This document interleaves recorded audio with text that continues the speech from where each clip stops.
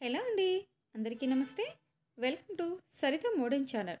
ఈరోజు మన ఛానల్లో రౌండ్ నెక్కి శారీలో వచ్చినటువంటి స్ట్రైట్ పీస్తో చక్కటి పైపింగ్ ఏ విధంగా వేయాలనో ఈరోజు వీడియోలో తెలుసుకుందామండి.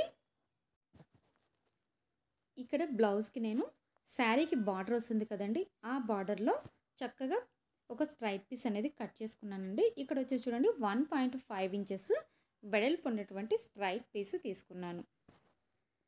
సో ఫస్ట్ ఇందాక మనం తీసుకున్నటువంటి ఈ స్ట్రైట్ పీస్ని రైట్ సైడ్ రాంగ్ సైడ్ అనేది ఒకసారి చెక్ చేసుకునేసి ఈ క్లాత్కి ఒకవైపు ఇక్కడ నేను వీడియోలో చూపిస్తున్నాను చూడండి, ఈ విధంగా ఫోల్డ్ చేసుకొని అంచులు మర్చి కుట్టుకోండి. చివరి వరకు మనం ఎంత పీస్ అయితే తీసుకున్నామో ఈ స్ట్రైట్ పీస్, ఈ పీస్ని చివరి వరకు కూడా అంచులు ఫోల్డింగ్ వేసి స్టిచ్ చేసుకోవాలి. మీరు ఈ విధంగా స్టిచ్ చేసుకున్నారంటే థ్రెడ్తో కూడా పని ఉండదండి. థ్రెడ్ లేకున్నా కూడా థ్రెడ్ వేసుకుని స్టిచ్ చేసుకునేంతగా ఫినిషింగ్ అంత నీట్గా ఉంటుంది. ప్లస్ మనకి రౌండ్ కూడా నీట్గా ఫినిషింగ్ ఉంటుందన్నమాట. రౌండ్ నెక్ అయినప్పటికీ మీరు ఈ విధంగా స్ట్రైట్ పీస్తో స్టిచ్ చేసుకోవచ్చు. సో నెక్స్ట్ వచ్చేసి ఇక్కడ మనకి బ్లౌజ్ హుక్స్ పట్టీ నుంచి ఫస్ట్ స్టిచ్చింగ్ చేసుకోవాలండి. సో ఈ మనం ఇందాక ఫోల్డ్ చేసినాం కదా, ఈ పీస్ని పైన జస్ట్ ఒక 1/2 ఇంచు లోపల వైపుకు ఫోల్డ్ చేసుకునేసి ఈ పీస్ని ఏం చేస్తానంటే హుక్స్ పట్టీ దగ్గర పెట్టుకొని స్టిచ్ చేసుకోవాలండి. సో ఈ పీస్ కూడా మీరు ఏ విధంగా పెట్టుకోవాలంటే మనం ఫోల్డింగ్ చేసాం కదండి, అది వచ్చేసి మన ఫింగర్ వైపు రావాలన్నమాట.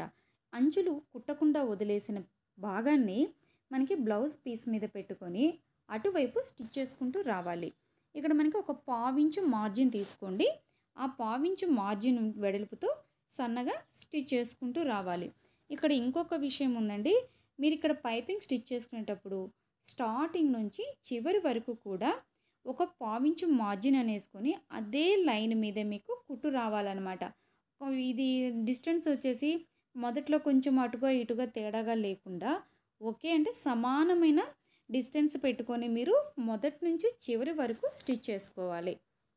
ఇక్కడ పైపింగ్ కోసమని స్ట్రైట్ పీస్ తీసుకున్నాం కదా, ఈ పీస్ను కూడా లాగినట్లు గట్టిగా లాగి పట్టినట్లు స్టిచ్ చేసుకోకుండా చాలా ఫ్రీ మూమెంట్ అండి.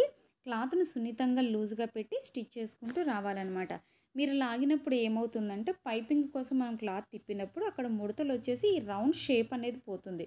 సో షేప్ మనకు డిస్టర్బ్ కాకుండా ఉండాలి అంటే మనము కుట్టుకోవడంలోనే ఉందండి.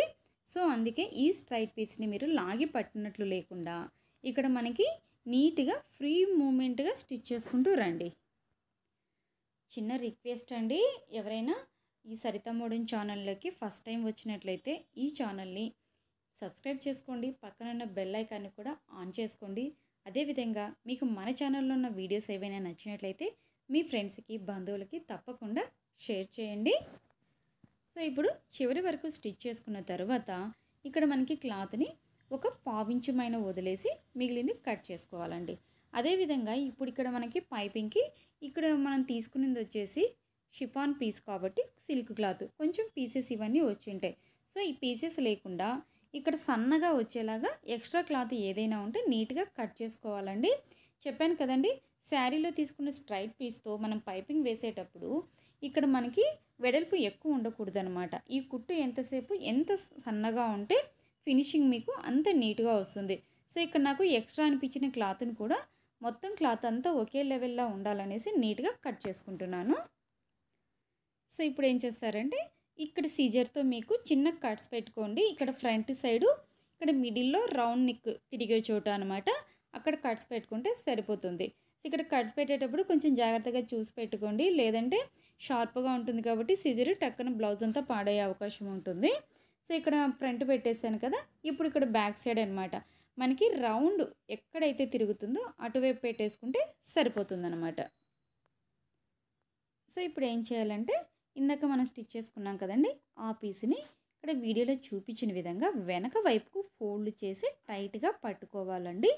మనకి ఇక్కడ పైపింగ్ రౌండ్ అంటే వెడల్పు అనేది మీకు ఎంత వెడల్పు కావాలంటే లావుగా కావాలన్నా సన్నగా కావాలన్నా అనేది మనం డిసైడ్ చేసుకునేసి ఎంత వెడల్పు కావాలన్నా అంత వెడల్పు పట్టుకునేసి టైట్గా పట్టుకొని ఇక్కడ స్టిచ్ చేసుకుంటూ రావాలి.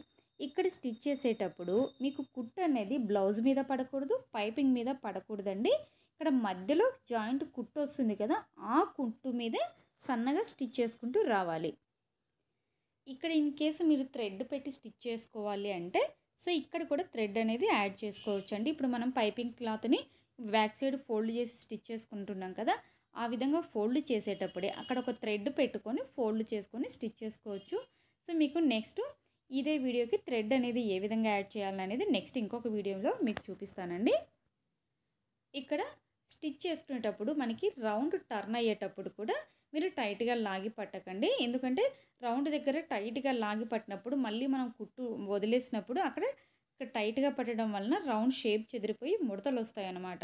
సో ఇక్కడ రౌండ్ తిరిగే చోట కూడా చాలా కూల్గా నిదానంగా లాగకుండా లూజ్గా పట్టుకొని స్టిచ్ చేసుకుంటూ రండి.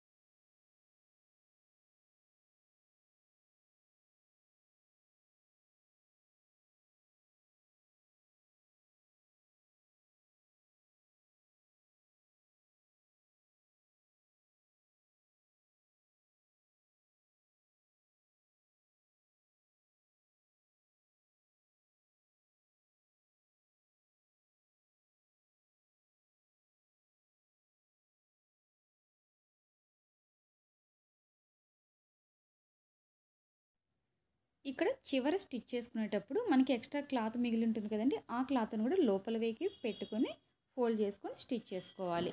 సో ఇదే అండి, చూసారా మీకు పైపింగ్ అనేది ఎంత సన్నగా వచ్చేసిందో, ఫినిషింగ్ కూడా నీట్గా ఉంది. ఇక్కడ లోపల వైపు ఉంటుంది కదండి, ఈ ఎక్స్ట్రా క్లాత్ని కావాలంటే మీరు హెమ్ చేసుకోవచ్చు, లేదంటే పైన డబుల్ స్టిచ్ వేసుకోవచ్చు. సో నేనైతే డబుల్ స్టిచ్ కంటే సన్నగా హెమ్మింగ్ చేసుకోమని చెప్తానండి, చాలా నీట్గా ఉంటుంది. ఈ వీడియో మీకు అర్థమైందని అనుకుంటున్నానండి.